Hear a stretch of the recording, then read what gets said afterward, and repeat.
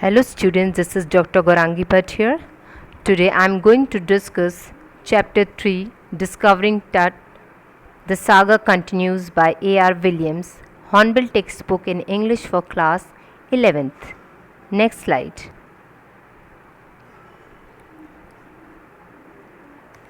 First of all, I would like to give you introduction of the chapter. This chapter gives us an in-depth insight of the last youngest ruler of the ancient Egypt, Tutankhamun, who died when he was just a teenager and his death was a mystery. His tomb was discovered in 1922 by the British archaeologists. Some speculated that he was murdered. Since then, Tut had undergone a CT scan that offers new clues about his life and death. Next slide. About the characters. King Tut, the last heir of a powerful family that had ruled Egypt and its empire for centuries. Howard Carter, the British archaeologist who discovered King Tut's tomb in 1922. Jahi Hawass, the Secretary General of Egypt's Supreme Council of Antiquities. He scanned King Tut's mummy for an accurate forensic reconstruction. Amenhotep III. King Tut's father or grandfather was a powerful ruler who ruled for almost 4 decades. Amenhotep IV, he promoted the worship of Aten and changed his name to Akhenaten. He outraged the country by attacking Amun, a major god, by smashing his images and closing his temples. Next slide. Summary of the chapter. Death of King Tut.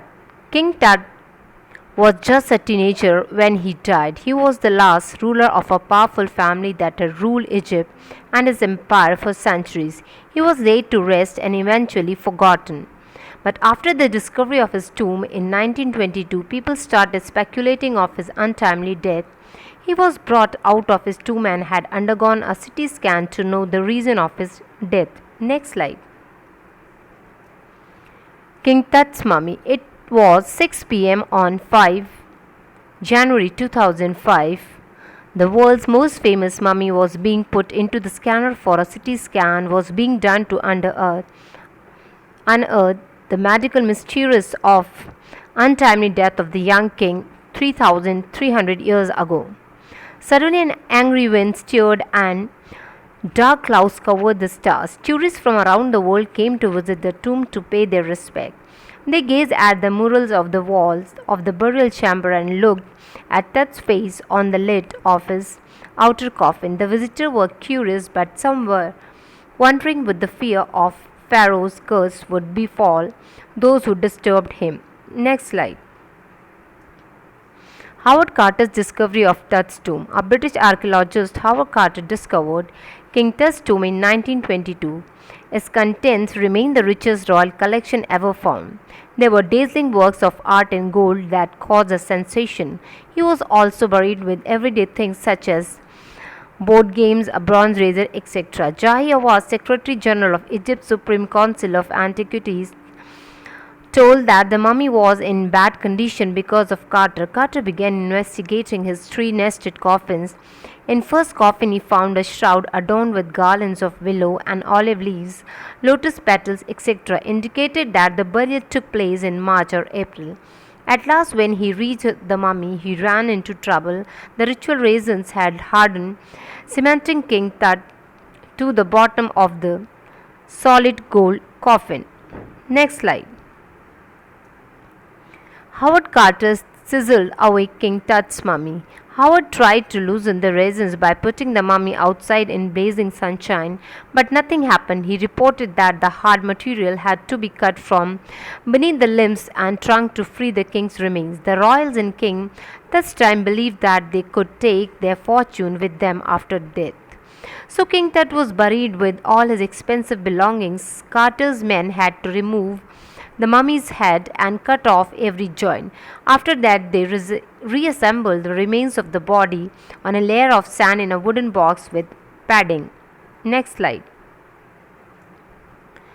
Mummy x-rayed by an anatomy professor. Archaeology has started focusing more on the fascinating details of life and mysteries of death. In 1968, an anatomy professor revealed an astonishing fact that beneath the resin his breastbone and front ribs are missing. King Tut's demise was a big even even by royal standards, as he was the last of his family's line, which confirmed the end of a royal dynasty, but the fact of his death and its consequences are unclear. Next slide.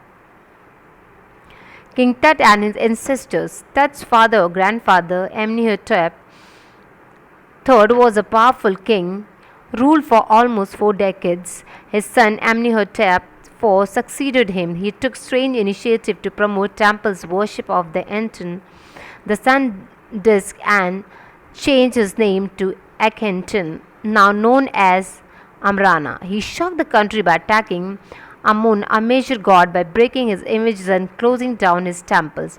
After Akhenaten's death, Semnekharkre, a mysterious ruler, ruled for a brief period and departed hardly with any sign.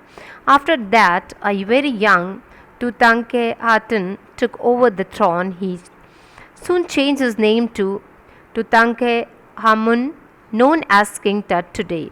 He oversaw revival of the old way. He ruled for 9 years and then died unexpectedly. Next slide. King Tut is one mummy among many. No one knows how many mummies there are in Egypt. The Egyptian Mummy Project has recorded almost 600. Tut's mummy was the first to be scanned. The CT scan showed an astonishing image of King Tut and his entire body very clearly. It showed a grey head, neck, vertebrae, a hand images of the ribcage, and a section of the skull. Jai Hawass was relieved that nothing had gone wrong. As the technicians left the trailer, they saw the star constellation, which the ancient Egyptian knew as the soul of Osiris, the god of the afterlife. They felt as if the god was watching over the boy king. Thank you.